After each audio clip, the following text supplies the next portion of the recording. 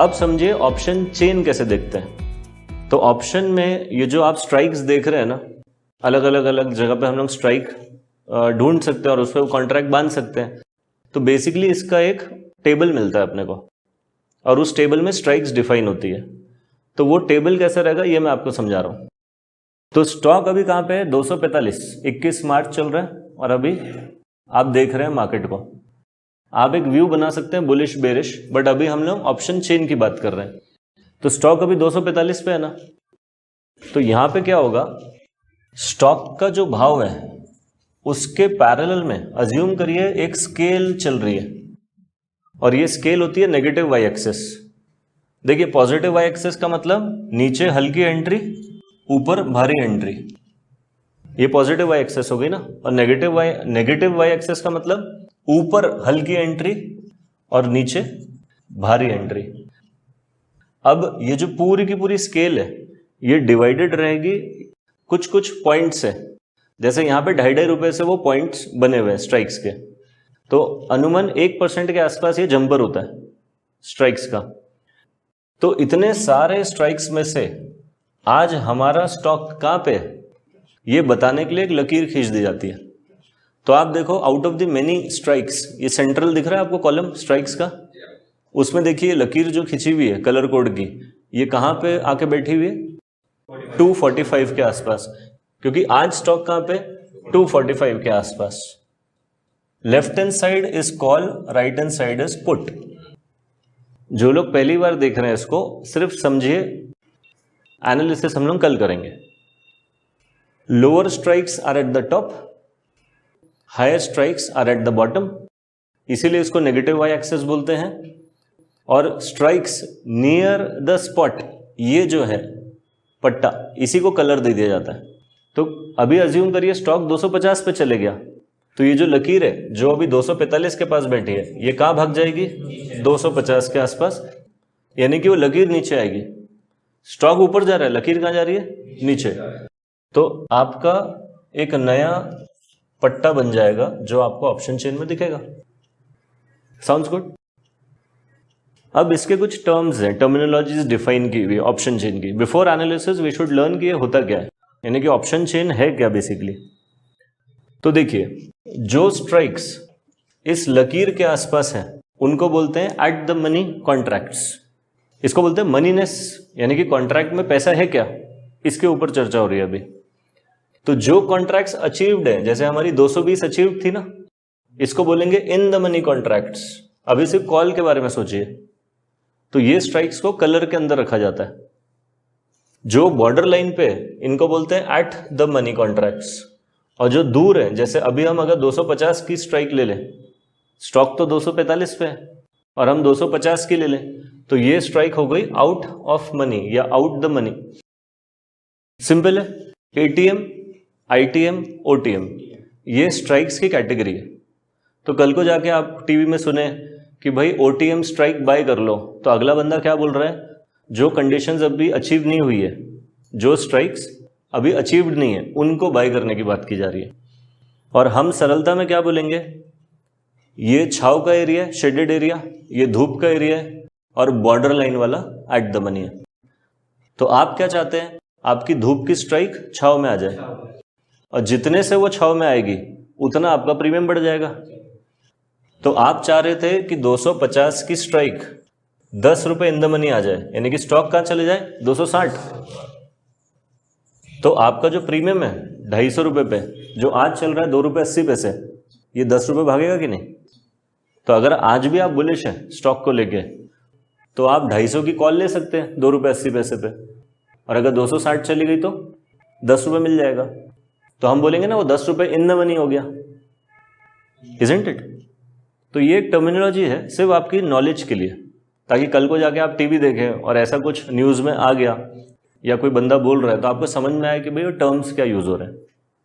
अब देखिए जो लेफ्ट हैंड साइड वाला कॉलम था उसको बोलते हैं ओपन इंटरेस्ट, ओआई लिखा हुआ है। इसका मतलब है कितने कॉन्ट्रैक्ट्स आज ओपन है, कितने कॉन्ट्रैक्ट्स अभी खुले हुए हैं। तो 250 की स्ट्राइक पे 4082 कॉन्ट्रैक्ट्स हैं। अब इसका मतलब है ये एक जोड़ा है बायर्स और सेलर्स का, तो 4080 कॉन्ट्रैक्ट्स का मतलब 4080 बायर भी हो सकते हैं और उसके अगेंस्ट में 4080 सेलर्स भी हो सकते हैं, या फिर एक ही व्यक्ति ने 4080 कॉन्ट्रैक्ट सेल भी किया होगा और हो सकता है हर एक बायर ने 2-2 कॉन्ट्रैक्ट बाय किए, तो ये भी पॉसिबल है। तो कितने बायर कितने सेलर फिजिकली खड़े हैं इसके ऊपर ज़्यादा ध्यान मत दीजिए, कितने कॉन्ट्रैक्ट्स बने हुए इसके ऊपर ध्यान दीजिए, और इसी को बोला जाता है ओपन इंटरेस्ट। सेकेंड कॉलम है चेंज इन ओवाई। ये बताता है कि पिछले दिन और अभी के कॉन्ट्रैक्ट्स में क्या फ़र्क आया। अगर पॉजिटिव नंबर है इसका मतलब है पिछले दिन से आज कॉन्ट्रैक्ट बढ़ गए, और अगर चेंज इन ओवाई नेगेटिव है इसका मतलब है पिछले दिन से आज कॉन्ट्रैक्ट कम हो गए। ये एनालिसिस के दौरान आपको कल काम में आएगा। फिर आता है वॉल्यूम। वॉल्यूम का मतलब अदला बदली कितने हुए कॉन्ट्रैक्ट्स। तो वो स्ट्राइक्स जहां पे बहुत अच्छा वॉल्यूम है इसका मतलब होता है कि यहां पे लिक्विडिटी है, तो खरीदते समय हम लोग लिक्विड स्ट्राइक्स लेते हैं। कुछ ऐसे स्ट्राइक्स होते हैं जहां पे कॉन्ट्रैक्ट्स एक्सचेंज ही नहीं हुए, तो ये इलिक्विड स्ट्राइक्स बोली जाती है। तो ये ट्रेडिंग के दौरान हम लोग ध्यान रखते हैं कि वो स्ट्राइक्स ली जाए जहां पे लिक्विडिटी या वॉल्यूम ज्यादा है। फिर आता है आईवी, इम्प्लाइड वोलेटिलिटी। ये वो चीज है जो आपने क्रिकेट मैच में सहवाग और द्रविड़ के बीच के फर्क को बोला था। तो कोई स्टॉक एग्रेसिव है उसकी आईवी ज्यादा होगी, कोई स्टॉक एग्रेसिव नहीं है तो उसकी आईवी कम होगी। Sounds good. ये प्रीमियम जब खरीदेंगे ना तब इसके ऊपर थोड़ा ध्यान रखना पड़ता है। अभी हम लोग प्रीमियम को खरीद ही नहीं रहे क्योंकि हम ट्रेडिंग एंड डेरिवेटिव नहीं सीख रहे ना, अभी तो हम एनालिसिस सीखने की कोशिश कर रहे हैं। तो एनालिसिस सीखते समय ओआई के ऊपर ज़्यादा ध्यान दिया जाएगा, और ट्रेडिंग करते करते ओआई को नहीं देखेंगे, प्रीमियम के ऊपर ज़्यादा ध्यान देंगे कि प्रीमियम महंगा है कि सस्ता है। यही फर्क आता है एनालिसिस और ट्रेडिंग में। अब similar to change in OI change in premium भी है। तो प्रीमियम बढ़ा कि घटा with respect to last day, ये आपको चेंज बता देगा। और जो लास्ट के 4 कॉलम है bid quantity, bid price, ask price और आस्क क्वांटिटी, ये बायर और सेलर कितनी क्वांटिटी लेके खड़े हैं और क्या भाव पे खड़े हैं ये बताता है। बट वो चारों कॉलम कोई काम के नहीं है क्योंकि एनएससी की वेबसाइट एक लैग के साथ रिफ्रेश होती है और आपको रियल टाइम डेटा तो आपके डीमैट से भी मिल जाएगा, तो वो आखिरी के 4 कॉलम कोई काम के नहीं है। और एग्जैक्ट उसका ऑपोजिट उधर पुट साइड में मिरर इमेज है, वही सारे के सारे कॉलम्स पुट साइड के भी रहेंगे। Sounds good. तो अगर आपको कॉल बाय करनी थी 250 की, 250 की, तो आपने कॉल साइड में ₹2.80 प्रीमियम देख लिया, या फिर डीमैट में जाके कॉन्ट्रैक्ट टाइप किया, वहां पे आपको रियल टाइम वैल्यू मिल जाएगी। और अगर आपको 240 की पुट बाय करनी है, आपको लग रहा है स्टॉक यहां से नीचे गिरेगा, तो अब आप पुट साइड में देखेंगे 240 का जो प्रीमियम है वो चल रहा है ₹2.25। क्लियर हुआ क्या गाइस? कोई भी सवाल है तो पूछिए प्लीज। आईवी का जो आंकड़ा है ना, नंबर, अभी आपने आईटीसी देखा है, अब आप जाके इंडसइंड बैंक देखो, इंडिया बुल्स देखो, ठीक है, टाटा मोटर्स देखो, तो ये स्टॉक्स है ना बड़े एग्रेसिव है, तो इनकी आईवी ज्यादा होगी, तो इनका प्रीमियम ज्यादा होता है। जैसे आपको अभी एग्जाम्पल के तौर पे, जैसे मैंने पहले भी बताया, अज्यूम करिए एक स्टॉक है आईटीसी जो 245 पे, एग्जैक्टली एक और एक स्टॉक है फॉर एग्जांपल अपोलो टायर अपना, ये भी बड़ा एग्रेसिव स्टॉक है। आज अज्यूम करो ये भी 245 पे, तो आईटीसी भी 245 और अपोलो भी 245। समय दोनों में इक्वल अवेलेबल है क्योंकि हम करंट डे टू एक्सपायरी की बात कर रहे हैं, लेकिन आईटीसी की आईवी है 25 एट द मनी की आईवी, और अपोलो की है 50। अब ये आईवी का फर्क आ गया, तो क्या होगा, यहां पे जो प्रीमियम आपको एट द मनी पे ₹4.60 दिख रहा है ना आईटीसी में, हो सकता है अपोलो में ये ₹6.5 हो। ये फर्क आईवी की वजह से आ जाता है। तो आईवी आपकी आरआर को खराब कर देती है क्योंकि आप पैसा ज्यादा पे कर रहे हो।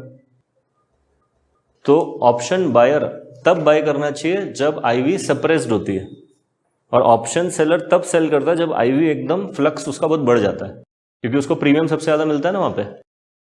अब ये सब चीजें थोड़ी आगे की हैं, बट अभी हम सिर्फ डिस्कशन कर रहे हैं। समझ में आया तो भी ठीक है, नहीं आया तो भी ठीक है। क्लियर है क्या इतना?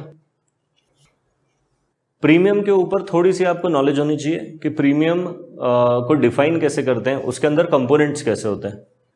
तो यहां पे हम देख रहे हैं 245 पे स्टॉक चल रहा है और 240 की स्ट्राइक के ऊपर बात कर रहे हैं। तो देखिए स्टॉक कहाँ चल रहा है 245 और कॉन्ट्रैक्ट कौन सा देख रहे हैं 240। तो ये कितना इन द मनी आ गया 5 रुपए। तो प्रीमियम गिरे पड़े तो 5 रुपए होना ही चाहिए था इसका।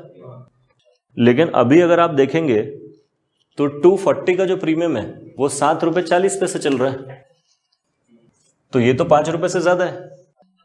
तो जो 5 रुपए ये इसकी इंट्रिंसिक वैल्यू है और जो बचा हुआ 2 रुपए 40 पैसे ये इसकी टाइम वैल्यू है।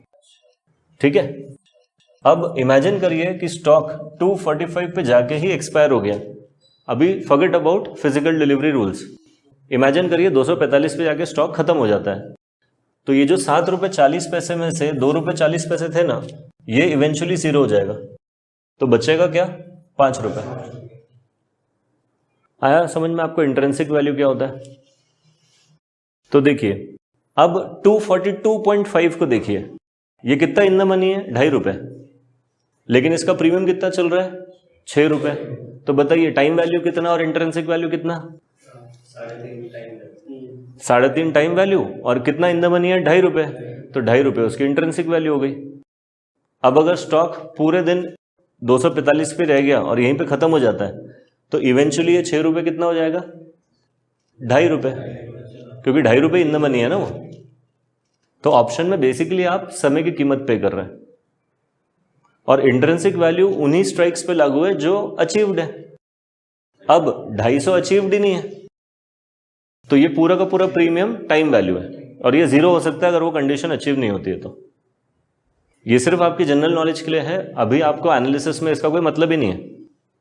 बट स्टिल आगे जाके क्योंकि हम पढ़ते हैं तो उस समय आपको कंफ्यूजन नहीं होना चाहिए कि इंट्रिंसिक वैल्यू और टाइम वैल्यू क्या थी भाई। आया समझ में? Sounds good.